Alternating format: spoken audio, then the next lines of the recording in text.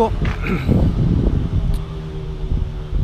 Alors, on est près du pont de la 186, c'est la fameuse autoroute qui va servir de passage pour le tram.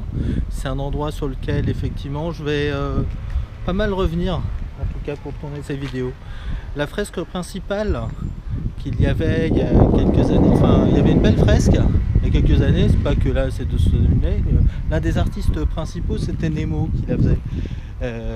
Bon, c'était très bien léché, plutôt pro. Je crois qu'il y avait plusieurs, il y avait un crew complet sur le coup, assez gentil comme tag. Là c'est devenu un petit peu autre chose, c'est clair. On est là sur un chantier disons de démolition en cours quoi. Et voilà. Alors à propos de démolition, au stade où on en est de ce que j'ai raconté avec ce rapport de la médecine du travail, j'ai pas encore sorti tout ce qu'il y avait dedans, mais il se trouve quand même qu'en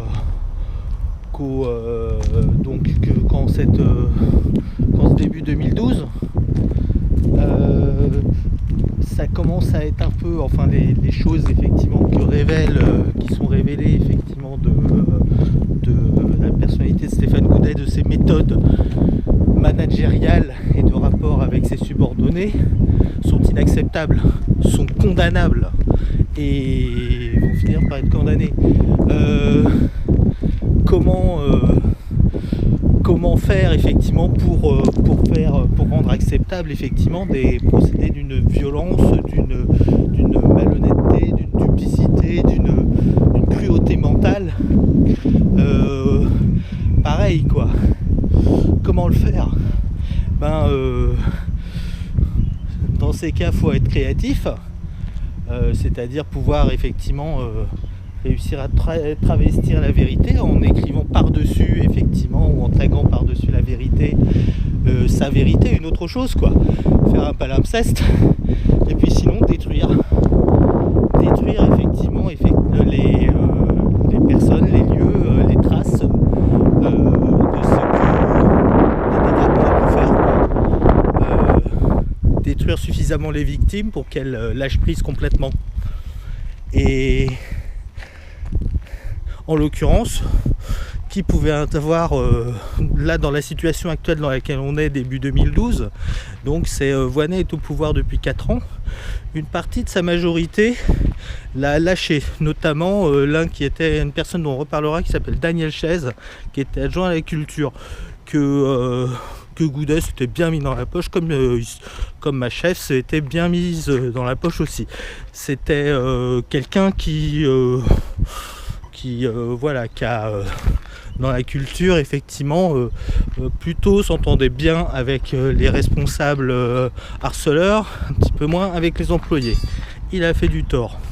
Je dis pas qu'après celui qui l'a remplacé, Cuffini, a fait forcément du bien, hein. On parlera aussi de Cuffini un petit peu différemment, il a eu son rôle aussi. Bien, le paysage en tout cas, c'est que donc Voynet est élu on est 2012, on est une année électorale. Ce sont les législatives. Jean-Pierre Brard veut repartir et effectivement il y a la volonté de reconquérir la ville. Et voilà, reconquérir la ville, et ça passe effectivement par cumuler une fois de plus dans le temps un mandat de député. La neutralité n'aura jamais été le fort de Stéphane Goudet, mais après voilà. Vous savez, il y a souvent depuis les tontons flindeurs l'expression les cons ça ose tout, c'est à ça qu'on la reconnaît. C'est pas les cons qui osent tout, c'est souvent une confiance de classe, c'est les riches qui osent tout, ceux qui sont gonflés quoi. Les autres ils savent que effectivement les risques qu'ils prennent c'est à leurs risques et périls quoi. Ce que je fais moi c'est à mes risques et périls, hein. On m'a prévenu des dangers que je prends, etc. Toujours est-il que bon, le travail de démolition va commencer de façon sérieuse effectivement donc en ce début, dans cette campagne des législatives 2012, donc dans ce fin d'hiver printemps 2012, et dans les voilà, quoi dire de plus. Oui, c'est ça, c'est-à-dire que le travail de démolition va vraiment commencer là maintenant. Parce que, effectivement, Goudet à ce moment-là est en danger, la chose peut être bousculée, il fait de multiples fautes graves, l'objet d'une enquête, ça peut être révélé. Mais voilà, là, il a. Voilà, ça, ce qu'on voit bien, ça, je sais pas qui est visé par le message, mais enfin voilà, je le mets quand même. Moi, tout le monde a compris, hein. Voilà, ce sera tout pour aujourd'hui.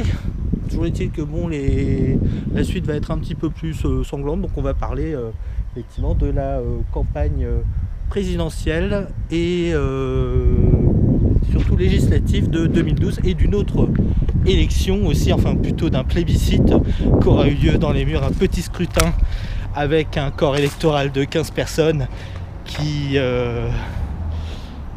prête à polémique. Allez, c'est tout pour aujourd'hui.